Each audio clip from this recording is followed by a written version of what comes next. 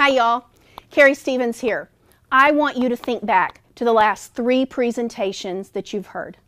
These can be meetings, these can be lectures, these can be talks. Did they keep your attention?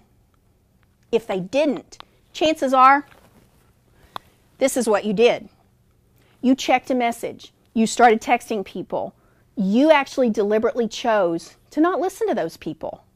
The bottom line is, today, we have a responsibility to engage our audience from the instant that we present. The instant they hear from us, we want them with us.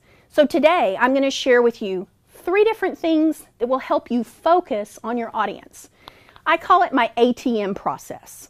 We're going to assess, we're going to tailor, and then we're going to make it really relevant. All of this has to do with audience focus. So first of all, assessment is something that many of you have heard about. You do research on who's in your audience. Sometimes it's really tough because your audience varies a lot. But I want you to go beyond just figuring out who's there. Figure out, why did they come to that talk? If you're giving a presentation, they're there for a reason. Now, sometimes in a college classroom, you have a captive audience. They're your classmates. They have to be there. They might be getting a grade for listening to you. But really, is that what you want to settle for as a speaker? I don't think so. I still want you to think, who are they? Why do they care about my message? Because you can take what sometimes can be a dreadful class period of boring presentations, you can get that audience right with you.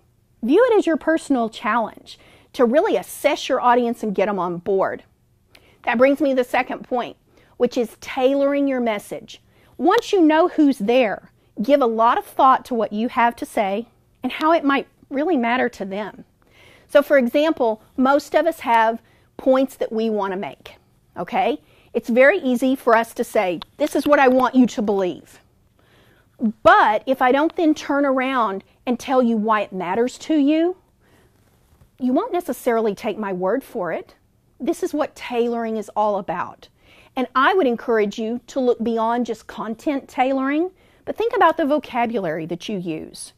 One of my graduate students recently heard me give a talk at a conference, at an academic conference, and it was about my research.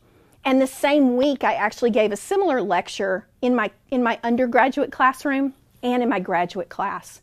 And she came to me afterwards and she said, wow, it was like I was listening to 3 different people. You know, in the undergraduate classroom, you talked about redundancy and we did these activities and we were, talking about it from a very practical standpoint. In the graduate class, we also had a bunch of practical implications, but we talked a lot more about the theory and about how we can dig deeper into this concept. And then the academic conference, it was like you were speaking a different language. Your vocabulary came across as much more sophisticated. You used big words. But you know what? The bottom line is, that's what that audience expected. They were an audience of my research peers. It would be unfair for me to use that same vocabulary when I'm tailoring my message to my undergraduate students. So I think this tailoring notion is something lots of people forget. It's language, it's content. It's so important if we want to engage our audiences. Okay, so after you've tailored your message, the final step is to really meet the needs of your audience and make them realize they're a part of this conversation. So do me a favor, stand up right now. I want you to move around. I want you to stretch a little bit. It's a really kind thing to do to your audience, especially when you've been slotted to speak over lunch, or if you have a class right after lunch, or a conference that you have to attend. Think about what the needs of that audience are. Do they need a break? Do they need to turn to their peer and ask a question? Be kind to your audience. Just giving you a quick break and asking you to stretch is something that can get people re-energized and back in and engaged as a part of your presentation. So another example of meeting your audience's needs has to do with a crystal clear call to action. So imagine as you're ending your presentation, looking out at your audience, you have people raising their hands saying, how can I get involved?